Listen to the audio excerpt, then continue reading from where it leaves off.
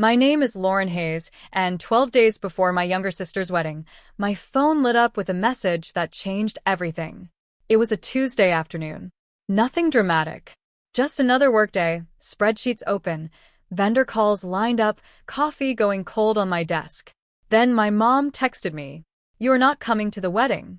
This family does not want you there." I stared at the screen, thinking maybe I had read it wrong. Maybe there was context missing. Maybe this was some kind of misunderstanding.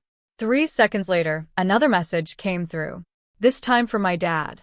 "You make us look low class just by being there." That was it. No explanation. No phone call. No argument leading up to it. Just 2 sentences that erased 8 months of my life. And here's the part that made it almost surreal. I had paid for the wedding. Not just a little help here and there. Not just a dress or a gift. I had covered the venue, the catering, the flowers, the music, the photography.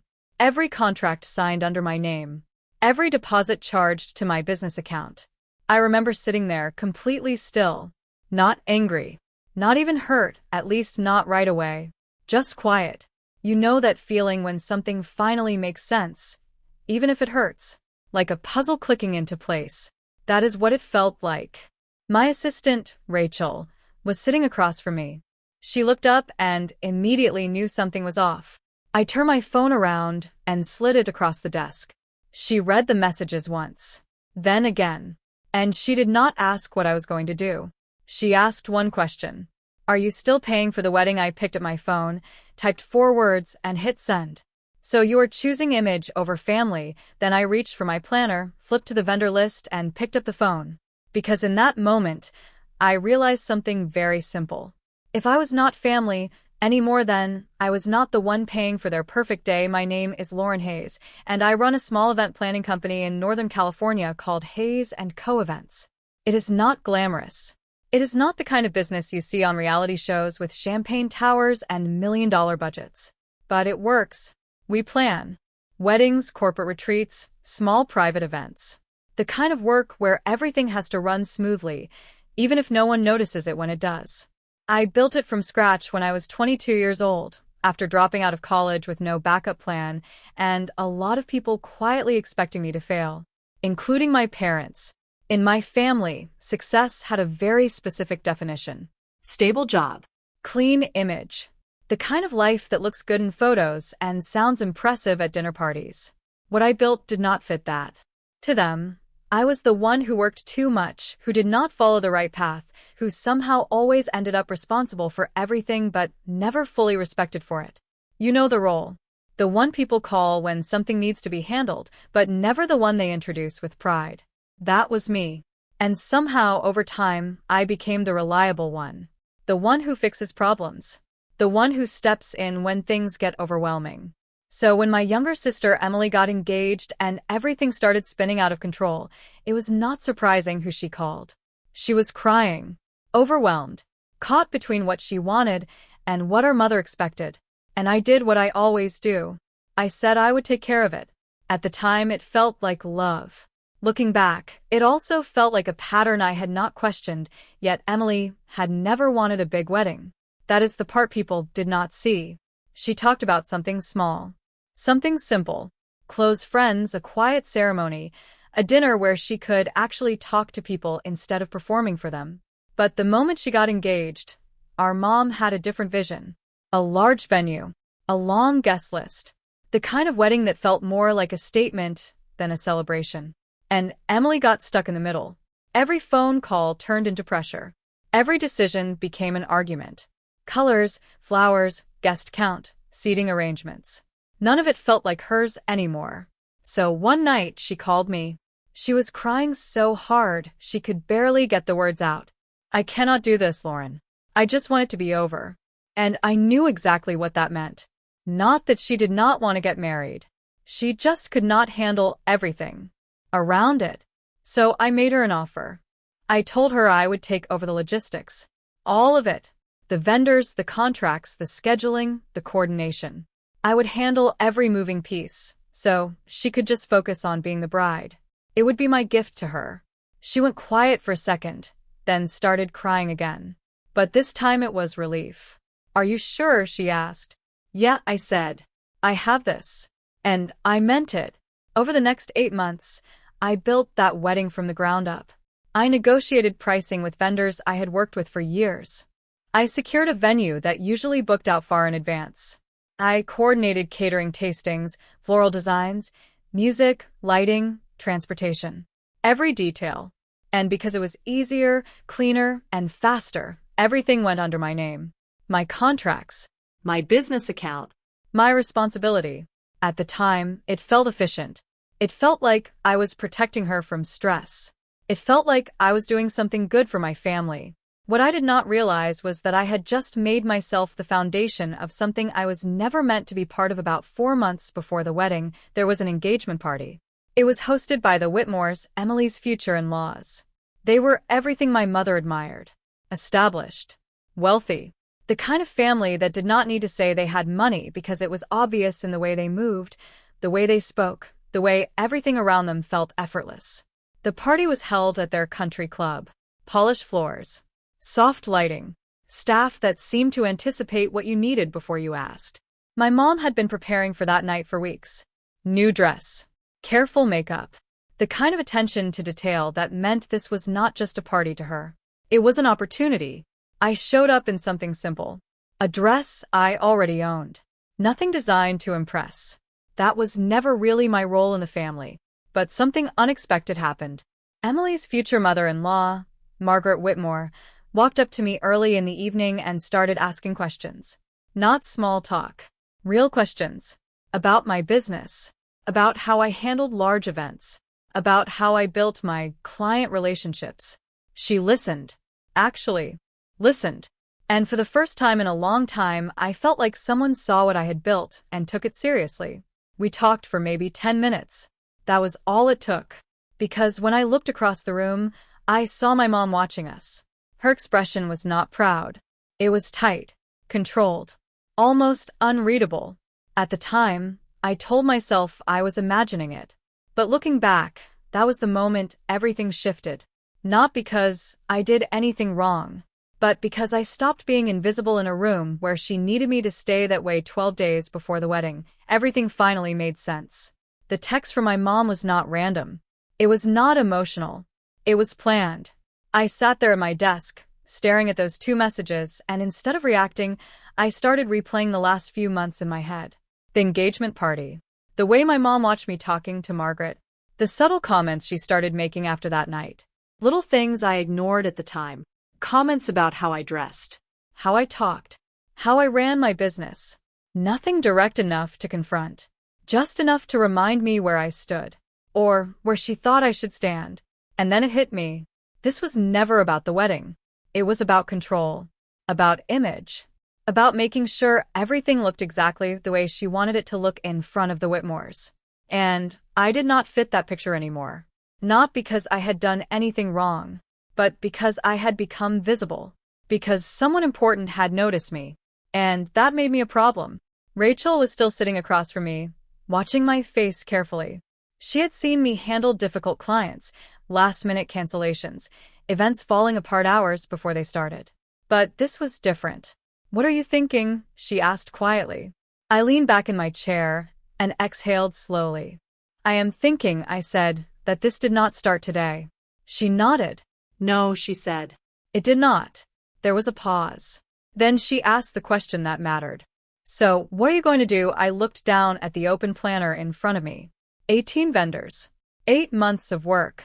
Every single detail sitting under my name.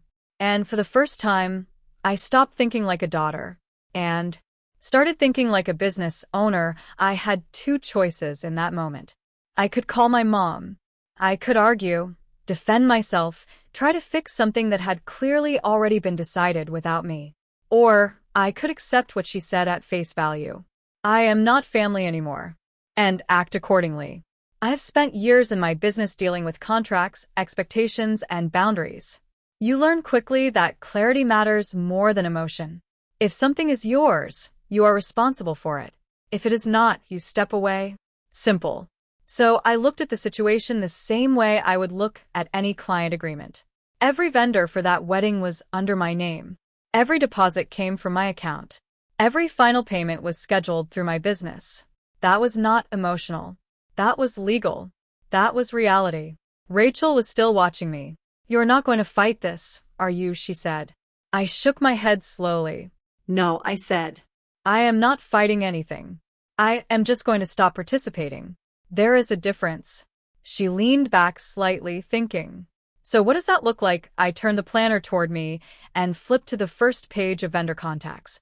"It looks like this," I said. "If I am not welcome at the wedding, then my business is not part of it either, and that means one thing." I started reaching for my phone again.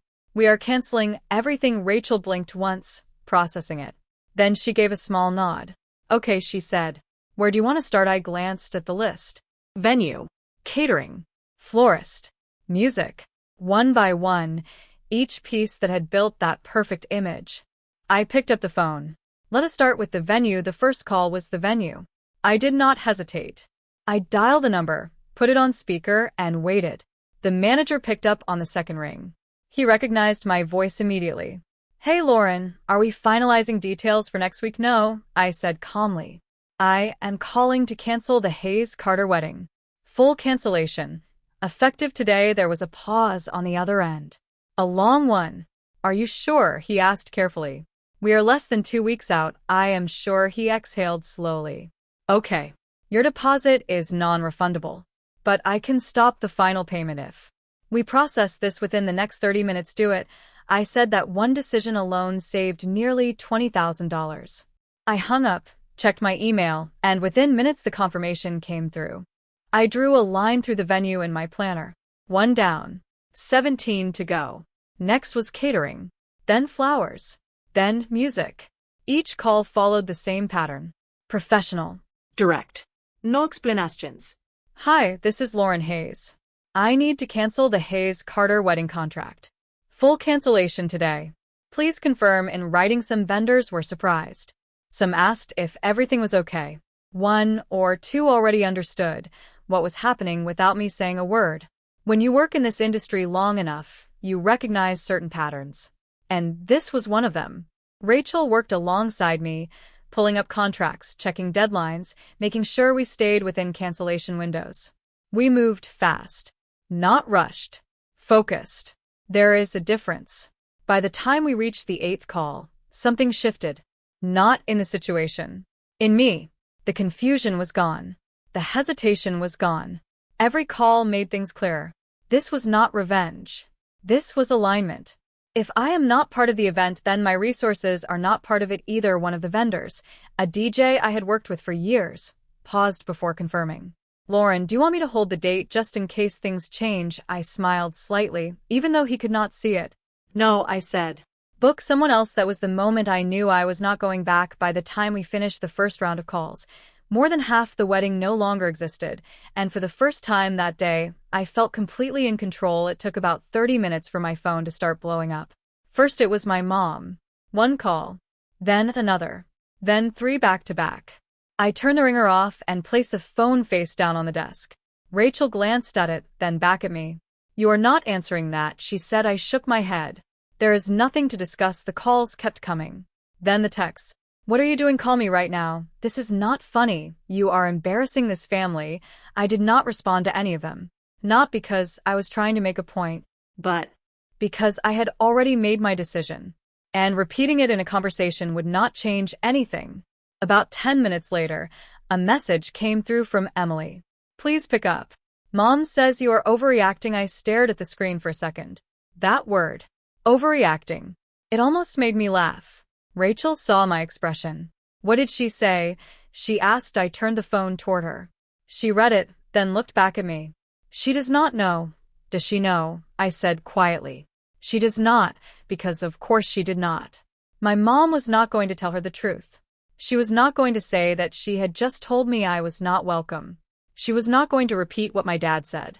It was easier to frame it as me being dramatic, as me causing problems. That is how it always works. Control the story, and you control how people see the situation. Rachel leaned back in her chair. "So what happens when they realize what you have done?" I glanced at the planner, now filled with crossed-out contracts. "They will realize soon enough," I said, "and when they do, there is nothing left to negotiate." That night, after everything was canceled, the silence felt different. Not peaceful. Clear. I went home, dropped my bag by the door, and sat on the couch without turning on any lights. My phone buzzed again. This time, it was not my mom. It was my cousin Ashley. "Hey," she texted. "What is going on?" I stared at the message for a second before replying. "What do you mean?" There was a pause. Then 3 dots. Then her reply. "They are freaking out over here. Your mom is calling vendors trying to fix things. It is not working." I let out a slow breath. Of course it was not. The contracts were not in her name. There was nothing she could fix. A few seconds later, another message came through. "Also," she added, "there is something you should probably know." I sat up slightly. What? Another pause. Then the message that changed everything again. "There is a group chat. Mom, your dad, and my mom. They've been talking about you for a long time." I felt my chest tighten just slightly. Not shock. Not exactly. More like confirmation. "Since when?" I asked. "A long time," she replied. "Like, over a year." I stared at the screen, reading that line over and over. Over a year. This was not about one moment. This was not about one decision. This was a plan. Ashley sent another message. "They were trying to figure out how to slowly stop including you. Holidays. Events." Everything. I leaned back against the couch, staring at the ceiling. And suddenly, every small moment from the past year made sense. The missed invitations. The late updates. The subtle distance. It was not accidental. It was intentional. They were not reacting to me. They were managing me, trying to make my absence feel natural. Like it was my choice. I closed my eyes for a second, and that was the part that hurt. Not the wedding, not the text, but the realization that I had been showing up for people who had already decided I did not belong. The next morning, everything shifted again. Not for my family. From the Whitmores. I was at my desk going through emails when my phone rang. Unknown number. I almost ignored it. But something told me not to. "This is Lauren," I answered. "Good morning, Miss Hayes. This is Daniel calling on behalf of Mrs. Whitmore. She would like to invite you to her home this Friday afternoon if you are available." I sat there for a second, processing. She would like to speak with you directly regarding the wedding arrangements. Of course she did. Because, unlike my family, she asked questions before making decisions. "I am available," I said. "Wonderful." Mrs. Whitmore also mentioned that if you have any documentation related to the wedding planning, she would appreciate you bringing it with you. Documentation. Receipts. Contracts. Proof. I glanced at the binder sitting on the corner of my desk. 8 months of work, organized, labeled, complete. "I will bring everything," I said. After I hung up, I leaned back in my chair. Rachel looked over at me. "That sounded important." She said. "It is," I replied. She raised an eyebrow. "Good important or complicated important?" I thought about it for a second.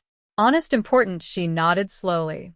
"That is usually better." I stood up, walked over to the binder, and placed my hand on top of it. For the first time since all of this started, I was not reacting. I was preparing, because this was no longer just about what my family said. It was about what could be proven, and I had everything I needed, not to argue, not to defend myself, but to tell the truth clearly, calmly, and completely. Friday afternoon came faster than I expected. I drove to the Whitmore house with the binder sitting on the passenger seat, secured like it mattered. Because it did. Not as evidence against anyone, but as a record of what was real. Margaret Whitmore opened the door herself. No assistance. No formality. Just a quiet confidence that did not need to prove anything. "Lauren," she said warmly. Come in. Her home was elegant, but not loud about it. Everything felt intentional. We sat down with tea, and for a moment, neither of us spoke. She gave me space. That alone told me everything I needed to know about the kind of person she was. Then she asked one simple question. "What happened?" No assumptions. No judgment. Just a question. So I opened the binder. I did not rush. I did not explain more than necessary. I just walked her through the facts, vendor by vendor, contract by contract, payment by payment, what had been planned, what had been paid, and what had been canceled. She listened the entire time. No interruptions. No reactions. Just quiet attention. When I finished, she looked down at the final page for a few seconds before closing the binder gently. Then she looked back at me. and asked something I had not expected. What do you want to happen now? Not what should happen. Not what is fair. What I wanted. I took a breath. I do not want to ruin the wedding, I said. She nodded slightly. I believe you. I held her gaze. I just want the truth to exist in the same room as the story being told. There was a pause. Then slowly she smiled. That, she said, is a very reasonable request, and in that moment I realized this was no longer about fixing anything. It was about letting the truth stand on its own. The consequences showed up faster than anyone expected. By the next morning, my phone was quiet, not because things had calmed down, because there was nothing left to argue about. Ashley kept me updated without me asking. They tried to call the venue back. It was already gone. Booked. Locked. No exceptions. They called other places. High-end venues. Country clubs. Private estates. Everything was booked out months in advance. That is how this industry works. You do not plan a wedding in under 2 weeks unless you are willing to settle. And for the first time, my mom had no control over that. By Thursday, they had found a replacement. A hotel near the airport. A conference ballroom. Standard lighting. Standard setup. No customization. No statement. Just availability. The catering shifted from plated service to buffet. The floral arrangements were simplified. The music was scaled down. Every detail that once made the wedding feel curated was now just functional. Ashley sent me a photo of the new setup. I stared at it for a long moment. Not with satisfaction. Not with regret. Just recognition. This was never about the venue. Or the flowers. Or the image they were trying so hard to protect. It was about what happens when something built on control loses its foundation, because once that happens, everything else adjusts to reality, whether you are ready for it or not. The day of the wedding arrived quietly. No dramatic build-up. No last-minute chaos on my end. Just a calm, steady morning. I took my time getting ready. A simple navy dress. Minimal jewelry. Nothing designed to draw attention. That was not why I was there. I arrived at the hotel a little after 4 in the afternoon. The kind of place you pass without noticing. Neutral colors.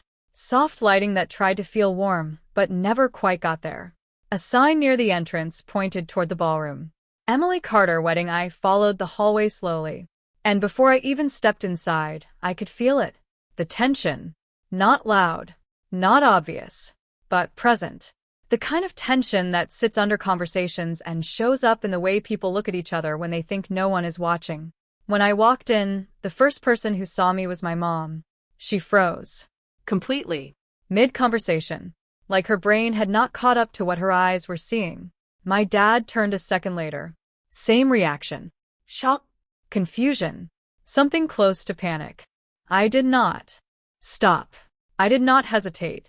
I just kept walking. Not toward them. Past them. Because this was not their moment to control anymore, and I was not there to ask permission to exist in a room I had helped create. I was there for one reason: to stand in the truth and let everything else unfold around it. The room settled into a quiet rhythm after the ceremony. Soft conversations. Polite smiles. The kind of atmosphere where everyone pretends everything is normal, even when it clearly is not. I stayed near the edge of the room, not hiding. Just observing. Then my mom walked straight toward me. Her expression was tight, controlled, but I could see the pressure underneath it. "What are you doing here?" she said quietly, but sharply. I met her eyes. I was invited. Her jaw tightened. "This is not the time for you to make a scene." I held my voice steady. "Then do not turn it into one." That was when another voice entered the conversation. Calm. Clear. Cordelia Margaret Whitmore stepped beside us. Not rushed. Not dramatic. Just present. "Would you mind joining me for a moment?" she said. It was not a request. It was direction. Within minutes, a small circle formed in the center of the room. Family members. Close relatives. People who sensed something was about to happen. Margaret did not raise her voice. She did not use the microphone. She simply spoke in a way that made people listen. "I would like to clarify something," she said. She held a folder in her hand. Simple. Organized. Intentional. "There seems to have been some confusion about who was responsible for planning this wedding." My mom tried to interrupt. Margaret continued, without acknowledging it. "Over the past 8 months, The original wedding arrangements were organized and funded through Hayes & Co. events. She opened the folder.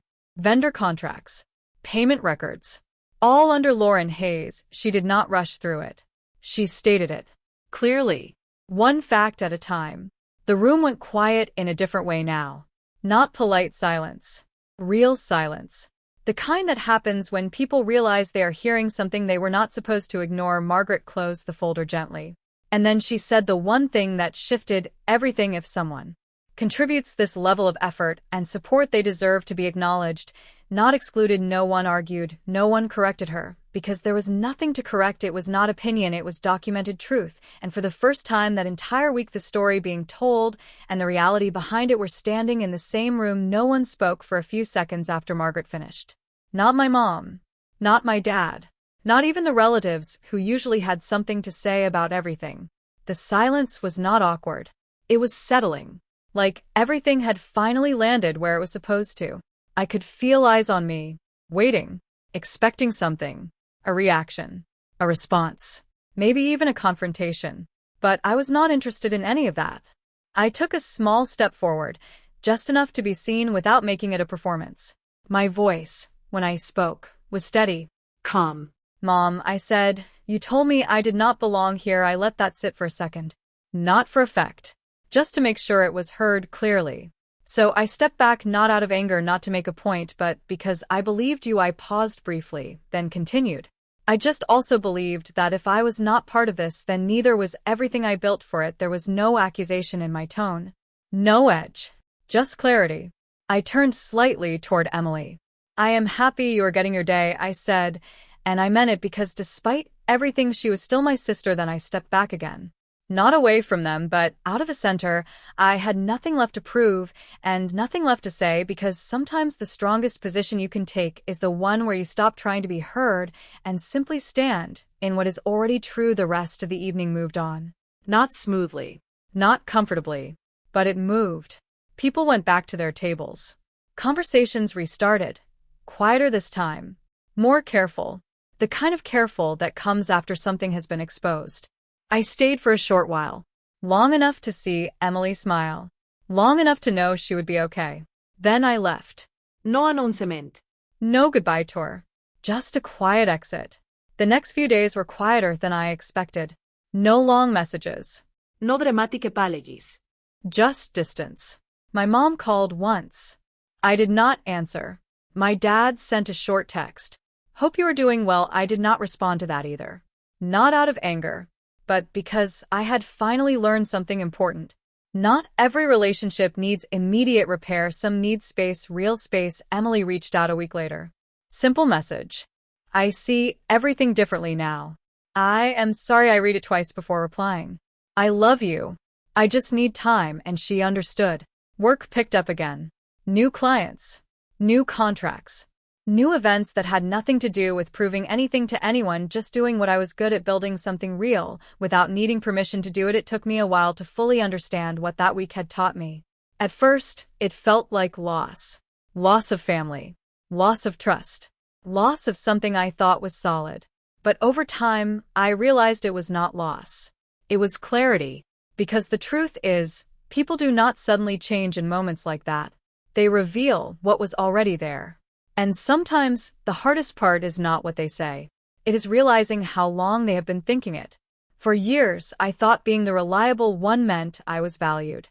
That showing up, fixing problems, caring more than my share would eventually be recognized. But respect is not built that way. You cannot earn it by overgiving. You cannot secure it by staying quiet. And you definitely cannot keep it by shrinking yourself to fit someone else's version of who you should be. What I learned is simple.